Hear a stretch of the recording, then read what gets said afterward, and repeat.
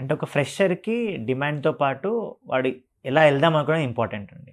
అంటే అందరికీ programming language నేర్చుకోవాలి, ఏఐలోకి వెళ్ళాలనుకుంటారు. కానీ ఒక రైట్ ట్రాక్ తెలియాలి దానికి. అందుకే మనం ఫస్ట్ వాళ్ళని అడుగుతాము. మీరు ఏ బ్యాక్‌గ్రౌండ్? ఎందుకంటే బీటెక్ బ్యాక్‌గ్రౌండా? డిగ్రీ బ్యాక్‌గ్రౌండా? దాన్ని బేస్ చేసుకొని మనం కోర్స్ సజెస్ట్ చేస్తాం. ఎప్పటికైనా పైథాన్, జావా ఇవి 2 మంచి కెరీర్ ఆప్షన్స్ ఇస్తాయి స్టూడెంట్‌కి. ప్రాబ్లమ్ సాల్వింగ్ స్కిల్ నేర్చుకుంటే అప్పుడు ఎటైనా డైవర్సిఫై అవ్వచ్చు.